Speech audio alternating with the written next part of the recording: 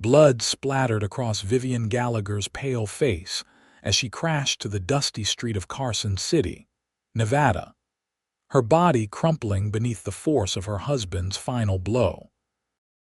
The year was 1876, and in this booming silver mining town, a woman's screams often went unanswered, especially after sundown. "You worthless whore," Malcolm Gallagher snarled, his whiskey-soaked breath visible in the cool evening air as he stood over her trembling form. "Don't you ever come back. You're dead to me, you hear? Dead." The portly saloon owner grabbed Vivian by her torn dress collar and dragged her several feet before hurling her into the muddy street like a discarded rag doll.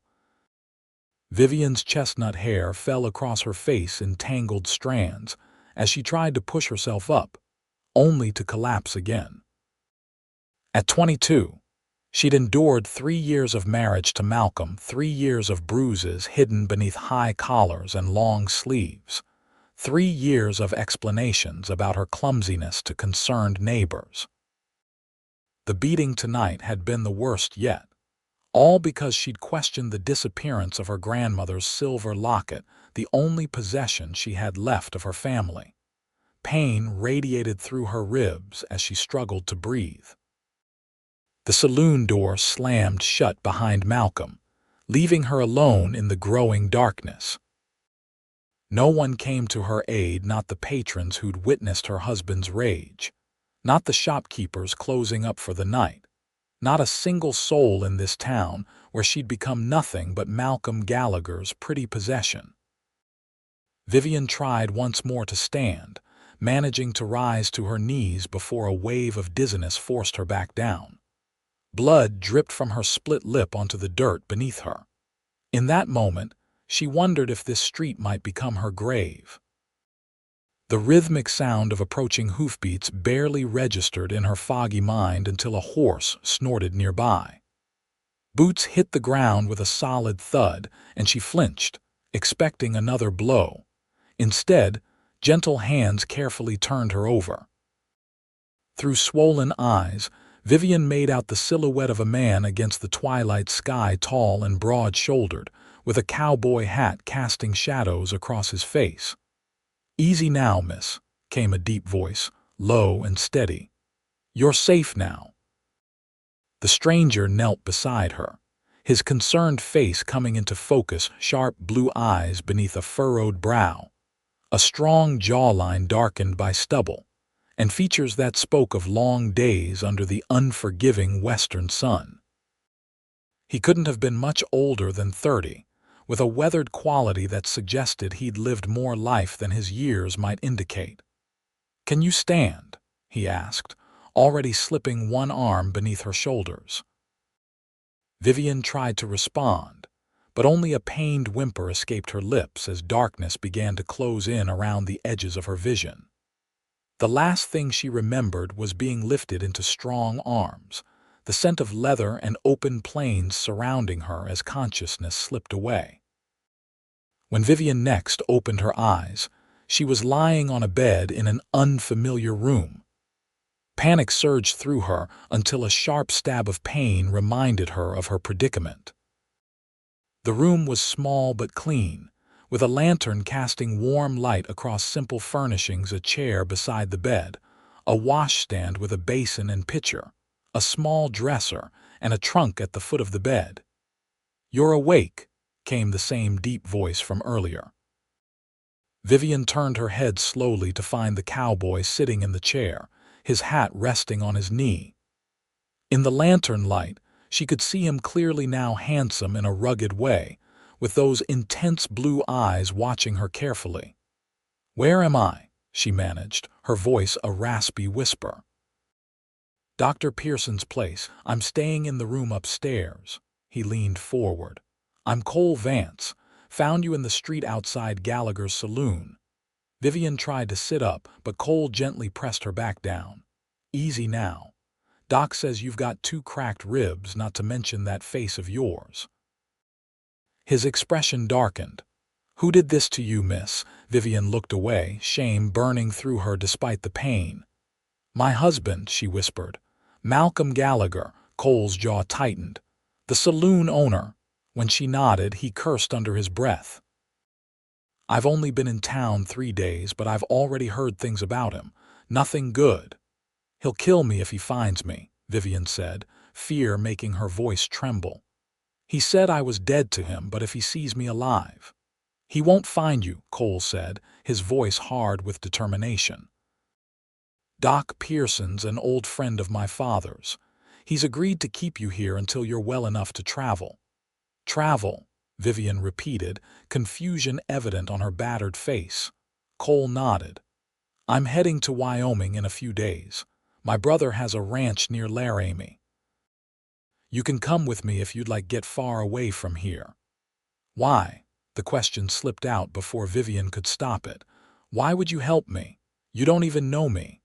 Something flickered in Cole's eyes, a shadow of old pain. Let's just say I know what it's like to be at the mercy of someone who's supposed to care for you.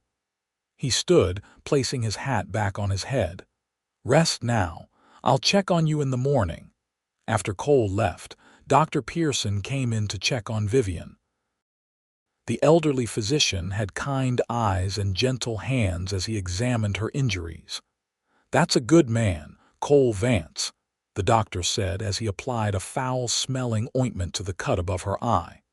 Known his family for years. His father was one of the finest horse breeders in Colorado before the consumption took him. He offered to take me to Wyoming, Vivian said hesitantly. Dr. Pearson nodded approvingly. Can't think of a better idea myself. That husband of yours has half the town in his pocket, including Sheriff Davis. Been that way since he won the saloon in that poker game 3 years back. He paused, studying her face. Cole told me you're Malcolm Gallagher's wife. I treated Malcolm's first wife too, you know, before she died. A chill ran through Vivian. Died. He told me she left him. The doctor's expression turned grim. Is that what he said? Well, I suppose that's one way to put it. She left this world after a fall down the stairs. Mighty convenient fall, if you ask me, coming right after she threatened to expose his gambling debts. Vivian closed her eyes, fresh fear washing over her. She'd suspected Malcolm was dangerous, but this revelation confirmed her worst fears. If she stayed, she might share the same fate as his first wife. Rest now, Dr. Pearson said, patting her hand. You're safe here for the time being. For 3 days, Vivian remained hidden in the doctor's spare room, her body slowly healing though dark bruises still marked her face and torso. Cole visited morning and evening, often bringing small offerings, a book to pass the time, wildflowers in a tin cup, or particularly delicious biscuits from the hotel restaurant. On the 4th morning, Vivian was sitting up in bed when Cole entered with a bundle under his arm. Morning, he said, setting the package on the bed. Thought you might need these for our journey. We leave tomorrow at dawn. Vivian carefully unwrapped the bundle to find a simple but sturdy dress, a woolen shawl, and boots that looked to be about her size. How did you? She began, touching the fabric with wonder. Doc Pearson's housekeeper helped with the sizing, Cole explained. The dress might be a bit loose, but it'll do for traveling. He hesitated, then added, There's something else you should know. Gallagher's been asking questions around town. Put out word that his wife ran off with some valuables, offering a reward for information. Fear clutched at Vivian's heart. He's looking for me. Cole nodded grimly. Which is why we need to leave before first light tomorrow. I've arranged for a wagon instead of riding horseback. Be easier on your ribs that way. What if he comes after us? Vivian asked, her hands trembling slightly. Let him try, Cole said, his hand instinctively moving to the revolver at his hip. I didn't fight Apaches for 5 years to be scared of a saloon bully. That night, unable to sleep, Vivian asked Cole about his past. They sat in the small room with only a lantern between them, speaking in hushed tones to avoid disturbing the doctor's household. I rode with the cavalry for a spell, Cole explained, his fingers absently tracing the brim of his hat. Then scouted for them. Learned the land, learned to track. After that, I drifted ranch work mostly, some gold prospecting, even tried my hand at hunting buffalo for the railroad. And now? Vivian asked. A small smile touched Cole's lips. Now I'm headed to join my brother. Clint's made something of himself, got a fine spread, a wife named Sarah and 2 young boys. Been asking me to come partner with him for years. He glanced at her. What about you? Before Gallagher, I mean. Vivian looked down at her hands. Not much to tell. My parents died of fever when I was 16. I lived with my grandmother until she passed 2 years later, worked as a seamstress until. She paused. Until Malcolm came along. He seemed kind at first, offered security, a home. By the time I saw his true nature, it was too late. It's not too late now, Cole said softly. You're getting away. Because of you, Vivian replied, meeting his gaze. Something unspoken passed between them, something that made Vivian's heart beat faster despite her injuries. Cole cleared his throat and stood up. Dawn comes early, he said. Best get some rest. The journey out of Carson City began in the gray pre-dawn light, with Cole helping Vivian into the wagon bed he'd padded with blankets to ease the jarring of travel on her healing ribs. They slipped out of town via the North Road, avoiding the main thoroughfare where early risers might spot them. As the sun crested the eastern mountains, Vivian allowed herself to look back at Carson City one last time. The town that had been her prison was quickly shrinking into the distance. A strange mix of fear and hope washed over her, fear of the unknown future ahead, hope that she might finally be free.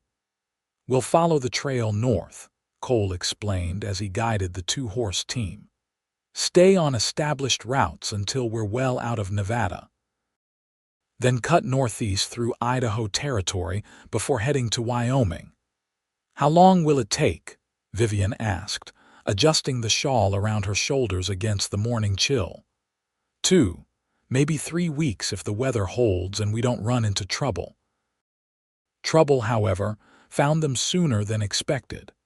They had been traveling for only 4 days, having just crossed into Idaho territory, when Cole's vigilant eyes spotted a dust cloud in the distance behind them. Could be nothing, he said, though his tone suggested otherwise. Travelers on the same route. But as the day wore on, the dust cloud grew closer. By mid-afternoon, Cole's expression had hardened. 3 riders, he said, handing Vivian his spyglass. Moving with purpose. Through the glass, Vivian could make out 3 mounted men riding hard. Her blood ran cold when she recognized the stout figure in the lead, Malcolm. It's him, she whispered, her voice breaking. How did he find us? Probably paid someone to talk, Cole said grimly. Money loosens tongues faster than whiskey. He assessed their position, scanning the rugged terrain ahead. There's a narrow canyon about 2 miles ahead. Used to be an old mining camp there. We can make a stand if we have to. The next hour passed in tense silence as Cole pushed the horses harder, the wagon rattling over the uneven ground. Vivian clung to the seat, her eyes constantly darting behind them as the riders steadily gained ground. The canyon appeared ahead, a jagged cut between rocky hills, with the remnants of wooden structures clinging to one slope. Cole guided the wagon into this natural fortress, stopping near a half-collapsed cabin. Get inside, he instructed Vivian, helping her down. Stay low and out of sight. She grasped his arm. Cole, there are 3 of them. And they've been riding hard for days, he replied, checking his revolver. Tired men make mistakes. He handed her a small Derringer pistol. Just in case. Vivian took the weapon with trembling hands as Cole positioned himself behind a large boulder that offered a view of the canyon entrance. Minutes later, the 3 riders appeared, slowing their mounts as they approached the narrow passage. Gallagher, Cole called out. That's far enough. Malcolm Gallagher pulled his horse to a stop, flanked by two rough-looking men Vivian recognized as regular patrons of the saloon.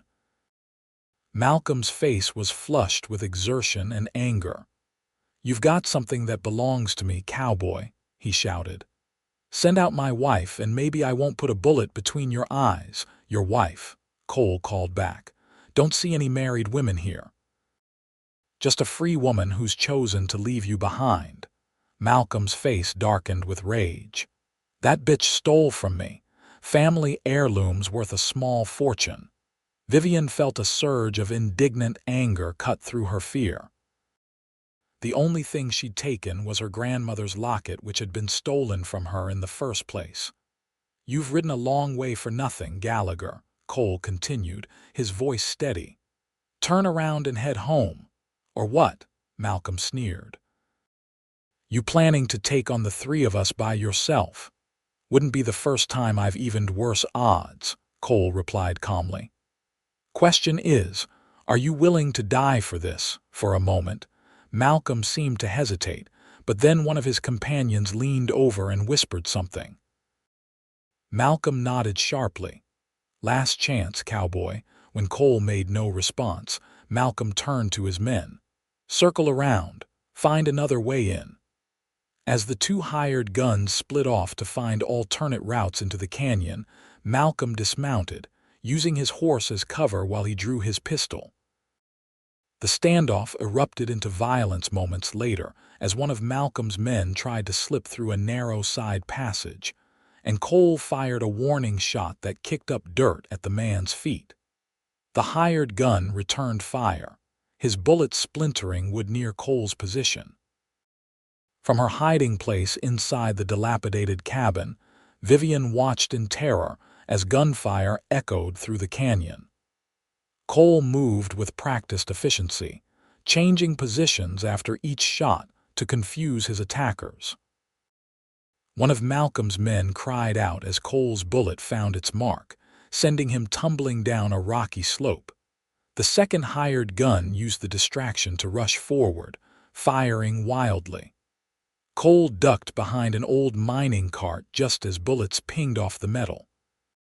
When he rose to return fire, Malcolm emerged from behind a boulder and got off a shot that grazed Cole's upper arm, tearing through his shirt and drawing blood. Vivian gasped, her heart pounding. Cole had been wounded because of her.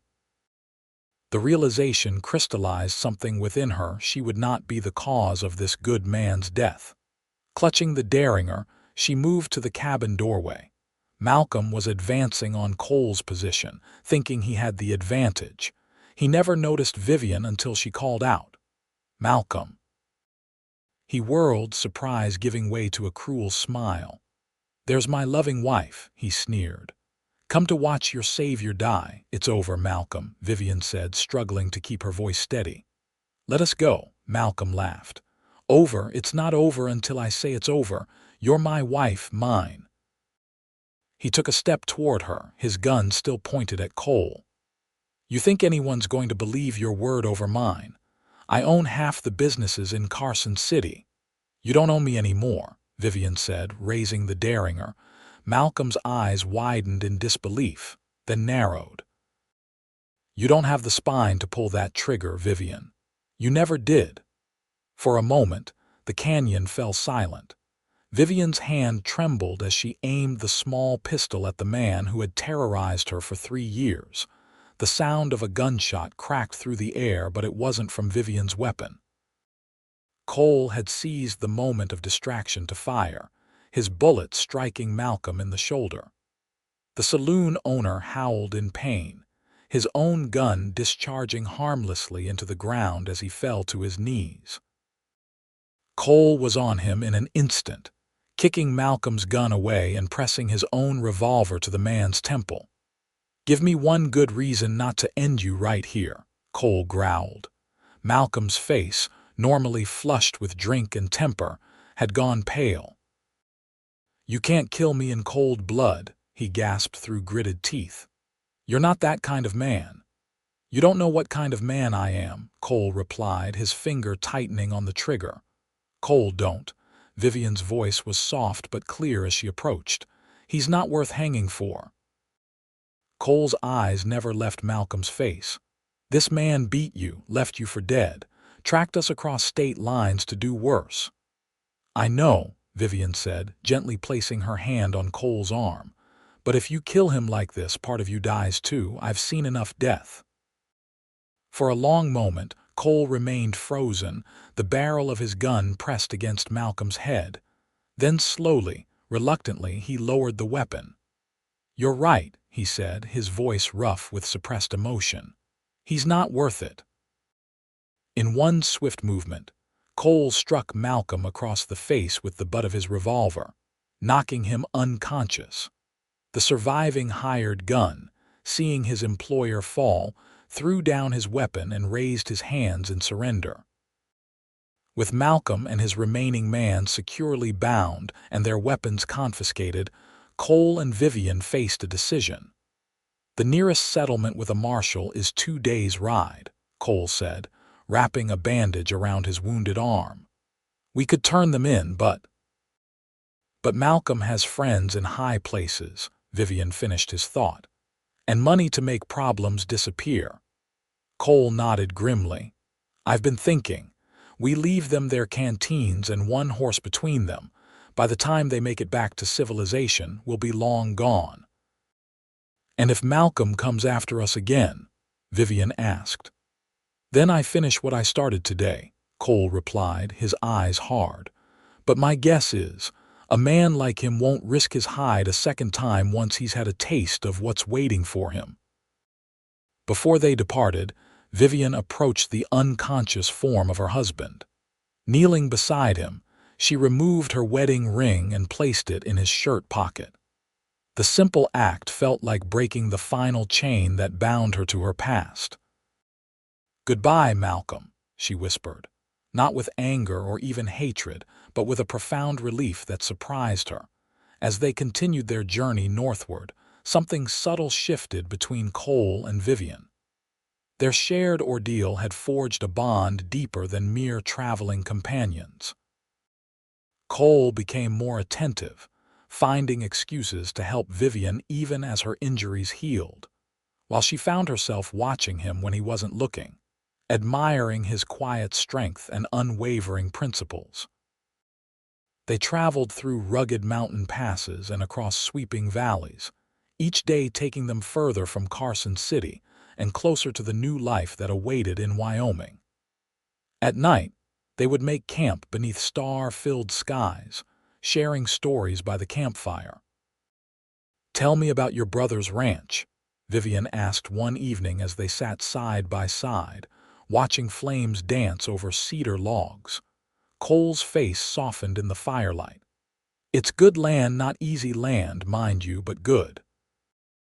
Valley nestled between mountain ranges, with a creek running clear and cold year-round. Clint started with just 20 head of cattle and a dream. Now he's got over 300 head and one of the finest breeding programs in the territory. "It sounds wonderful," Vivian said, trying to picture it. "It can be hard too," Cole admitted.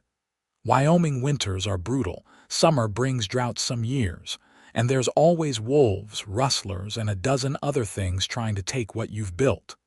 "But it's worth it?" Vivian asked, searching his face. Cole nodded slowly. "Freedom always is." He hesitated, then added, "Vivian, I want you to know there's no expectations when we reach Clint's place. You'll have a safe place to stay as long as you need, and when you're ready to move on, I'll help you get settled somewhere." Vivian looked down at her hands. "And if I don't want to move on?" The question hung in the air between them, loaded with unspoken possibilities. "Then you'd be welcome to stay," Cole replied carefully. "Clint and Sarah would be glad for another pair of hands. Ranch life is never short on work." It wasn't quite what Vivian had meant, but she nodded, unwilling to push further.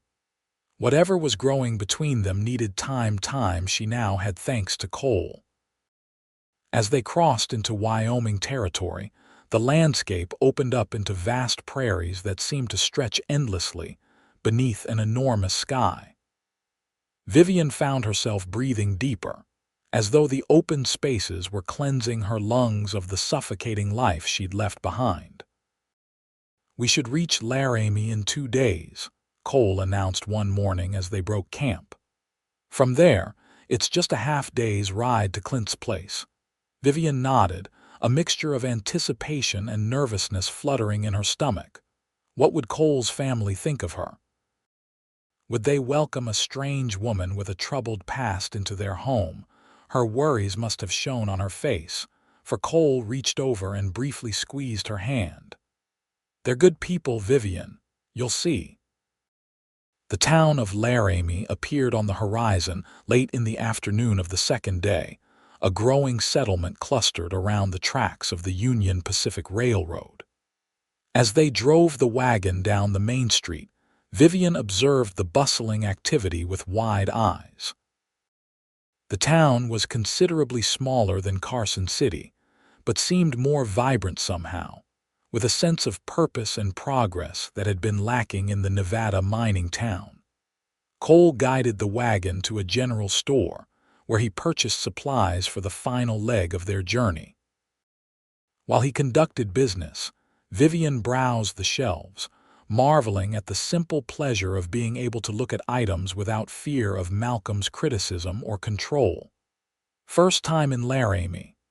the shopkeeper's wife asked kindly, noticing Vivian's interest in a display of fabrics. "Yes," Vivian replied, her hand lingering on a bolt of blue calico. "It seems like a nice town. Growing every day," the woman agreed. "Railroad brought folks from back east, and the cattle business keeps them here." She lowered her voice conspiratorially. "Though I expect we'll be a proper city once the university is built. They've already approved the funds in Washington." Vivian smiled, finding comfort in this normal conversation. For the first time in years, she wasn't Malcolm Gallagher's wife, she was just a traveler passing through, unremarkable and unnoticed. The freedom of anonymity was intoxicating. They departed Laramie the following morning, Cole explaining that they would reach his brother's ranch by midday. As promised, after several hours of travel through rolling grasslands, a large ranch house came into view, nestled in a valley with mountains rising majestically in the distance. A creek wound through pastures where cattle grazed contentedly, and several outbuildings clustered near a substantial barn. "That's Vance Ranch," Cole said, a hint of pride in his voice. "Not the biggest spread in Wyoming, but one of the best." As they approached, a man emerged from the barn, shading his eyes against the sun. Even at a distance, the family resemblance was clear, the same tall build and broad shoulders, though Clint Vance's hair was darker than his brother's sun-bleached brown. "Cole," Clint called out, striding toward the wagon. "Began to think you'd gotten lost between Colorado and Wyoming." The brothers embraced warmly when Cole jumped down from the wagon, pounding each other's backs in greeting. Then Clint's attention turned to Vivian, curiosity evident in his expression, the same blue eyes as Cole's but with laugh lines at the corners. "And who might this be?" he asked. Cole helped Vivian down from the wagon, his hand lingering supportively at her elbow. "This is Miss Vivian Gallagher." "Vivian, my brother Clint." Clint tipped his hat politely. "Madam, welcome to Vance Ranch." Before further explanations could be made, the front door of the ranch house flew open, and a petite woman with honey blonde hair hurried down the steps, 2 young boys racing ahead of her. "Uncle Cole." "Uncle Cole," the children shouted, launching themselves at Cole, who caught them both in a bear hug. "You boys have grown at least a foot since I saw you last," Cole laughed, setting them down to greet his sister-in-law. Sarah Vance embraced Cole warmly before turning to Vivian with an open, friendly smile. "And you must be the reason my brother-in-law's letter mentioned needing to prepare the guest room," she said, taking Vivian's hands in her own. "I'm Sarah. These wild ones are James and Matthew." Vivian found herself immediately drawn to Sarah's warmth. "It's lovely to meet you. Thank you for welcoming me into your home." "Any friend of Cole's is welcome here," Sarah said, though her quick glance between Vivian and Cole suggested she suspected there might be more to the story. That evening, after the children were asleep, the adults gathered around the kitchen table. Over coffee and Sarah's apple pie, Cole explained how he and Vivian had met, carefully editing the most violent details but making it clear that Vivian had fled an abusive marriage and needed a safe haven. Clint's expression darkened as the story unfolded. "This Gallagher fella sounds like the kind that needs to be introduced to the business end of a bullwhip." "Already took care of that," Cole said grimly. Sarah reached across the table to squeeze Vivian's hand. "You're safe here, dear. No one will find you on Vance land unless we want them to." "I can't thank you enough," Vivian said, fighting back tears at their ready acceptance. "No need for thanks," Clint replied. "Cole's letter mentioned you're handy with a needle. Truth is, we could use help around here. Sarah's been trying to manage the house, the garden, and these two boys while helping with ranch accounts besides." "I'd be happy to earn my keep," Vivian said earnestly. Sarah smiled. "Then it's settled. You'll stay as long as you like." Later that night, as Vivian settled into the small but comfortable guest room, a soft knock came at her door. She opened it to find Cole standing there, looking somewhat uncertain, a stark contrast to his usual confidence. "Just wanted to make sure you're settled in all right," he said. "Everything's perfect," Vivian assured him. "Your family is wonderful." Cole nodded, a slight smile warming his features. "They liked you too, I could tell." He hesitated, then added, "Vivian, I meant what I said before. You can stay here as long as you want, no strings attached." "And if I want strings?" The bold words surprised even Vivian herself. Cole's eyes widened slightly, then softened as he studied her face. "I think that's a conversation for another day when you've had time to settle in and be sure of what you want." Though part of Vivian wanted to protest that she already knew what she wanted, she recognized the wisdom in Cole's restraint. She needed time to heal not just her body but her spirit, to discover who Vivian Gallagher was when she wasn't living in fear. "Good night, Cole," she said softly. "Good night, Vivian," he replied, his gaze lingering on her face before he turned and walked away. The days at Vance Ranch quickly fell into a comfortable rhythm for Vivian. She helped Sarah with household chores and the vegetable garden, mended clothes for the ranch hands, and even began teaching young James his letters when she discovered the boy's interest in books. Cole, meanwhile, threw himself into ranch work alongside his brother, often returning to the house at dusk covered in dust and exhaustion, but with a satisfied look that spoke of honest work well done. Vivian found herself watching for his return each day, her heart quickening when he appeared on the horizon. Sometimes their eyes would meet across the dinner table, and something unspoken would pass between them, a current of awareness that grew stronger with each passing day. Yet Cole maintained a respectful distance, never pushing for more than Vivian was ready to give. Summer turned to autumn, bringing with it cattle drives, harvest time, and preparations for the coming winter. Vivian's bruises had long since faded, and with them, the haunted look in her eyes. She smiled more easily now, laughed freely with the children, and even began riding lessons with Sarah, discovering a newfound joy in the freedom of galloping across open meadows. One crisp October morning, Vivian joined Cole for a ride to check on a section of fencing in the north pasture. They rode side by side through golden prairie grass, the mountains rising majestically in the distance. "You've become quite the horsewoman," Cole observed, watching as Vivian confidently guided her mount over a small stream.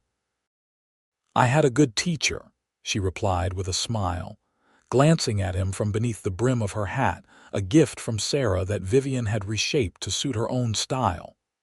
They reached the fence line and dismounted to inspect a section that had been damaged by a fallen tree. As Cole worked to repair the break, Vivian held tools and wire, their hands occasionally brushing in a way that sent warmth through her despite the autumn chill. "Winter will be here soon," Cole said, hammering a staple into a post. "First snow usually comes by early November." "I'm looking forward to it," Vivian replied. "I've never seen a proper winter. Nevada winters were mild compared to what you've described." Cole glanced at her, a question in his eyes. "So you're planning to stay through winter?" Vivian met his gaze steadily. "I'm planning to stay, period. If that's all right with you and your family." Cole set down his hammer, his full attention now on Vivian. "It's more than all right with me," he said quietly. "But I need to be sure it's what you really want, not just because you feel you owe me or because you don't have anywhere else to go." "Cole Vance," Vivian said, taking a step toward him, "I'm staying because there's nowhere else I'd rather be. Because for the first time in my life I feel like I belong somewhere." She took a deep breath. "With someone." The confession hung in the crisp air between them. Cole's expression softened as he closed the distance between them, slowly enough that Vivian could have stepped back if she wished. Instead, she tilted her face up to his. "I've been waiting months to hear you say that," he murmured, his hand gently cupping her cheek. "Wanted to give you time to be sure." "I'm sure," Vivian whispered, just before his lips met hers in a kiss so tender it brought tears to her eyes. When they finally broke apart, Cole rested his forehead against hers. "I think I started falling in love with you that first night in Carson City," he admitted. "Even with your face all bruised and swollen, there was something in your eyes that called to me. And I fell in love with the man who looked at me and saw a person worth saving," Vivian replied, her hands resting against his chest, feeling the steady beat of his heart. Their return to the ranch that afternoon took longer than necessary, as they stopped several times along the way ostensibly to rest the horses, but primarily to share more kisses and whispered confessions beneath the vast Wyoming sky. That evening at dinner, Cole cleared his throat midway through the meal, causing conversation to halt as everyone looked his way. "Clint, Sarah," he began, a slight nervousness evident in his usually steady voice. "I wanted you both to know that I've asked Vivian to marry me." Vivian's eyes widened in surprise. He had done no such thing, at least not in so many words. But before she could correct him, Cole reached for her hand under the table and gave it a gentle squeeze. "And if she'll have me," he continued, his eyes finding hers, "I'd like your blessing." Understanding dawned on Vivian. This was Cole's proposal, straightforward and honest, just like the man himself. Her heart swelled with love and certainty. "Of course I'll have you," she replied softly. Clint grinned broadly while Sarah clapped her hands in delight. The boys, not fully understanding but catching the excitement, began peppering them with questions about weddings and whether this meant Vivian would be their aunt. Later that night, as they stood on the porch under a canopy of stars, Cole pulled a small object from his pocket. "I've been carrying this around for weeks," he admitted, opening his palm to reveal a simple gold ring with a small pearl. "It was my mother's. Dad gave it to me before he passed, said I should give it to the woman who captured my heart the way Mother captured his." Tears welled in Vivian's eyes as Cole slipped the ring onto her finger. "It's beautiful," she whispered. "There's something else," Cole said, his expression growing serious. "About your former husband, I mean. I sent a telegram from Laramie to a friend in Carson City. Malcolm Gallagher died 3 weeks ago." Vivian's breath caught. "How? Liver failure, apparently. Years of hard drinking finally caught up with him." Cole watched her carefully. "Are you all right?" Vivian considered the news, searching her heart for any residual grief or anger, but found only a quiet relief. "Yes," she said finally. "I'm sorry for the man he might have been, but I can't mourn the man he was." She looked up at Cole. "Does that make me a terrible person?" "No," Cole said firmly, drawing her into his arms. "It makes you someone who survived, someone strong enough to build a new life." He pressed a gentle kiss to her forehead. "Our life." They were married 2 weeks later in the Laramie church, with Clint standing as best man and Sarah as matron of honor. The ceremony was simple but meaningful, the small church filled with ranch hands and neighbors who had quickly accepted Vivian as one of their own. As they exchanged vows, Vivian marveled at the journey that had brought her here from the battered woman lying in a Carson City street to a bride standing proud and loved before friends and family. When the preacher pronounced them husband and wife, Cole kissed her with a tenderness that promised a lifetime of gentle care. The winter that followed was indeed harsh, with snowdrifts higher than fence posts and temperatures that froze water buckets solid overnight. But inside the small cabin that Cole and the ranch hands had built for the newlyweds not far from the main house, but offering privacy, warmth, and love abounded. On the coldest nights, they would lie close beneath piled quilts, sharing dreams and plans for their future. Cole spoke of expanding the ranch's operations, perhaps specializing in breeding horses as his father had done. Vivian shared her hope of opening a small dress shop in Laramie once the university was built, using the sewing skills that had once been her livelihood. "I want to build something of my own," she explained as they lay facing each other in the darkness. "Not because I need to, but because I can." "I think that's a fine idea," Cole said, his hand resting protectively over the slight swell of her belly where their first child was growing, a joyful discovery they'd made just after the new year. When spring finally arrived, melting the snow and bringing new life to the ranch, Vivian often found herself standing outside their cabin, watching as Cole worked with the horses in the corral. Sometimes he would look up and catch her watching, tipping his hat in a gesture that never failed to make her smile. On one such afternoon, as wildflowers began to dot the prairie and the creek ran high with snowmelt, Vivian walked out to the corral with a letter in her hand. "It's from Sarah's cousin in Cheyenne," she explained as Cole came to meet her at the fence. "The one who's a lawyer. He says the paperwork is complete. Malcolm's estate has been settled." Cole wiped his brow with his bandana. And apparently I'm still listed as his next of kin," Vivian said, still sounding surprised by this development. "He left outstanding debts, but also the deed to the saloon and a house in Carson City. Once the debts are paid, there should be enough left to—" She hesitated, then smiled. "To open that dress shop in Laramie and maybe help with breeding stock for your horses." Cole grinned, climbing over the fence to stand beside her. "Our horses," he corrected gently, placing his hand on her growing belly. "Our shop, our future." Vivian leaned into his embrace, reflecting on how far she'd come from that terrible night in Carson City. The woman who had been beaten and thrown into the street had found not only safety but love, purpose, and family in the arms of the cowboy who had stopped to help her. "You know," she said, looking up at her husband, "when you found me that night and said I was safe, I didn't believe you, couldn't believe you." "And now?" Cole asked, his eyes crinkling at the corners as he smiled down at her. "Now I know what safety truly means," Vivian replied, rising on tiptoes to press a kiss to his lips. "It's not just the absence of fear, it's the presence of love." 6 years later, the Vance homestead had grown substantially. A larger cabin now stood where the original had been, with room for the growing family: 4-year-old Benjamin, 2-year-old Emma, and Cole and Vivian's newest addition, 1-month-old Daniel, named after Cole's father.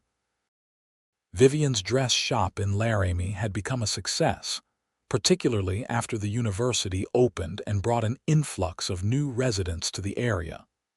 She divided her time between the shop and home, finding joy in both her work and her family. Cole had realized his dream of breeding horses, with several of their stock winning recognition at territorial fairs. The Vance brothers' ranch had nearly doubled in size, becoming one of the most respected operations in the region. On a warm summer evening, as they sat on their porch watching Benjamin and Emma chase fireflies in the yard, Cole put his arm around Vivian's shoulders. "Ever regret it?" he asked quietly. "Coming all this way with a stranger, building a life so far from everything you knew?" Vivian smiled, leaning against his solid warmth as she cradled their sleeping infant son. "Not for a single moment," she replied truthfully. "Sometimes I think about that night, how close I came to a very different fate if you hadn't come along." "But I did," Cole said simply, pressing a kiss to her temple. "And I always will." As the sun set behind the mountains, painting the sky in brilliant hues of orange and purple, Vivian Vance looked out at the life she and Cole had built together. From the darkest moment of her life had come the greatest blessing, a love born of compassion, nurtured by respect, and strengthened by shared dreams. The cowboy who had once told her, "You're safe now," had kept that promise in ways neither of them could have imagined on that fateful night in Carson City. And in the safety of his love, Vivian had found not just shelter, but the freedom to become the woman she was always meant to be.